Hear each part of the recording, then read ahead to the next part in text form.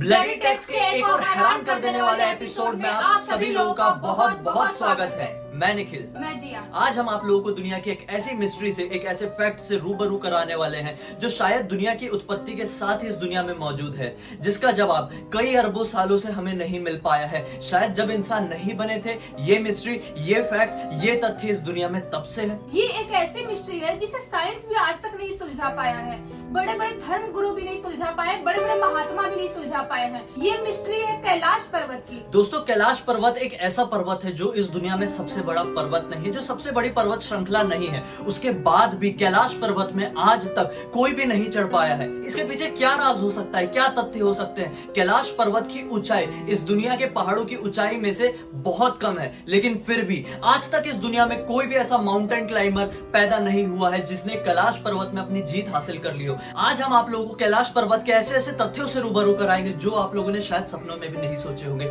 तो हमारे साथ बने रहिए अंत तक। दोस्तों, मैं आप लोगों को ये बता दूं कि कैलाश पर्वत की ऊंचाई 6,638 मीटर है, जो दुनिया के सबसे ऊंचे पर्वत माउंट एवरेस्ट से 2,200 मीटर कम है। तो फिर भी ऐसा क्यों है कि इस दुनिया में कोई भी कैलाश पर्वत में अपनी जीत हासिल नहीं कर पाया है? इस दुनिया में शायद कोई भी इंसान आज तक पैदा नहीं हुआ है जिसने कैलाश पर्वत में अपनी चढ़ाई पूरी कर ली हो। माउंट एवरेस्ट में लगभग 7,000 बार लोग चढ़ चुके हैं, लेकिन फिर भी कैलाश पर्वत में एक भी बार कोई नहीं चढ़ पाया।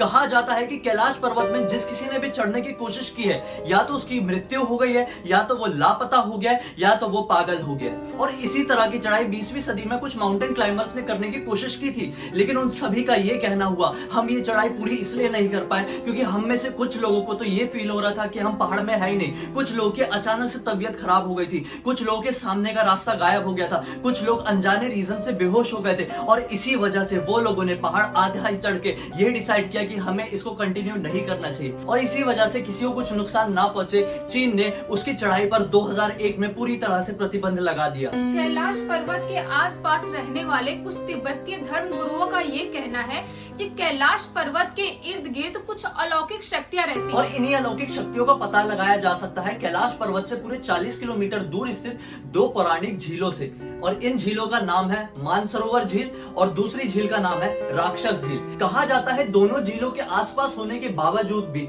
दोनों ही झीलों में बहुत ज्यादा फर्क है। कहा जाता है कि मानसरोवर झील क्षीर सागर ही है, जहां पर भगवान विष्णु अपने माता लक्ष्मी के साथ विश्राम करके पूरी दुनिया चलाते हैं। और दूसरी तरफ जो राक्षस झील है, कहा जाता है कि उस झील में सारी नेगेटिव एनर्जीज है, सारे राक्षसों का वहीं पर वास है। कहा जाता है कि मानसरोवर झील में ही सारी देवी देवता ब्रह्म मुहूर्त में नहाने के लिए, यानी कि स्नान करने के लिए आते हैं। और दूसरी तरफ राक्षस झील वही झील है जहां पर रावण ने रहकर भगवान शिव की तपस्या की थी उनका आशीर्वाद पाने के लिए। अगर आप लोग दोनों झील में से किसी भी झील के आसपास जाते हो तो आप लोगों को एरोप्लेन की उड़ने की आवाज सुनाई देगी।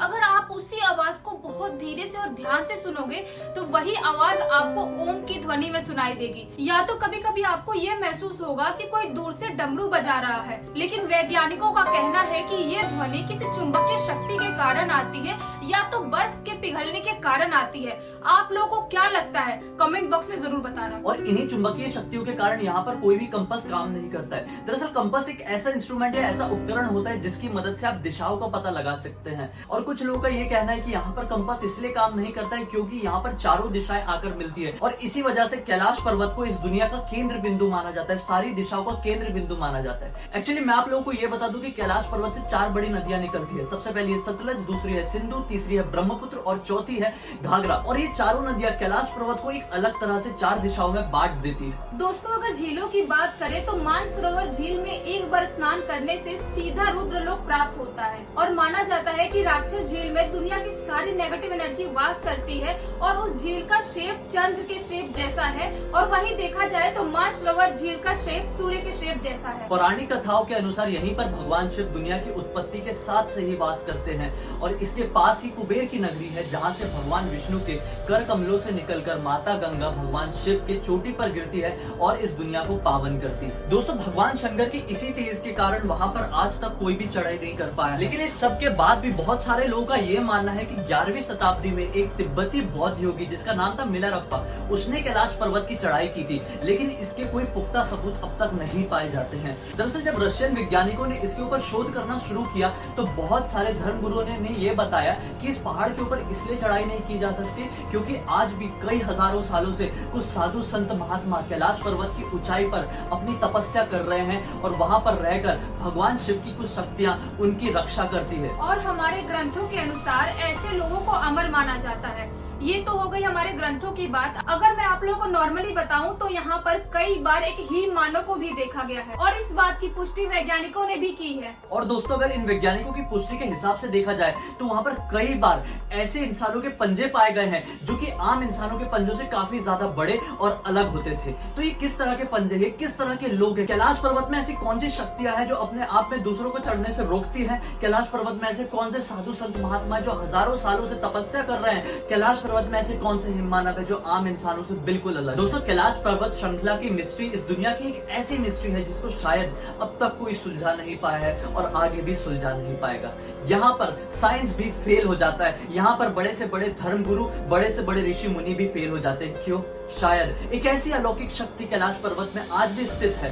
दोस्तों मैं उम्मीद है कि आप लोगों को हमारे इस वीडियो के जरिए कैलाश पर्वत से जुड़े बहुत सारे सवालों के जवाब जरूर मिले होंगे। और इसी तरह के और भी सवालों के जवाब अगर आप लोगों को चाहिए तो कमेंट सेक्शन में बताइए। अगर आप चाहते हैं कि हम इसी तरह के और भी कोई मिस्ट्री वीडियोस बनाएं तो भी कमेंट सेक्शन में बताइए। हम जरूर कोशिश करेंगे उस टॉपिक पर वीडियो बनाने की और आप लोगों के सवालों के जवाब देने की। इसी तरह हमारे साथ जुड़े रहिए क्योंकि हम लोग डेली आप लोगों के पास इसी तरह के हैरान कर देने वाले तथ्य लेकर आते हैं और आप लोगों का मनोरंजन करने के साथ साथ आपका इंटेलिजेंस बढ़ाने में आपकी मदद करते हैं। हमारे चैनल को सब्सक्राइब नहीं किया है तो अब तक कर दीजिए तुरंत, और हाँ जाते जाते बेल आइकन को भी दबा दीजिए। और जाने से पहले इस वीडियो को किसी ना किसी के साथ शेयर जरूर कर दे ताकि किसी के मन में कैलाश पर्वत को लेकर, भगवान शिव को लेकर, उनकी शक्तियों को लेकर कोई कंफ्यूजन है तो क्लियर हो जाए। जाते जाते बेल आइकन को दबा देना ताकि हम जब भी नए वीडियोस लाएं उसकी नोटिफिकेशन आप तक पहुंच जाए। बहुत बहुत धन्यवाद।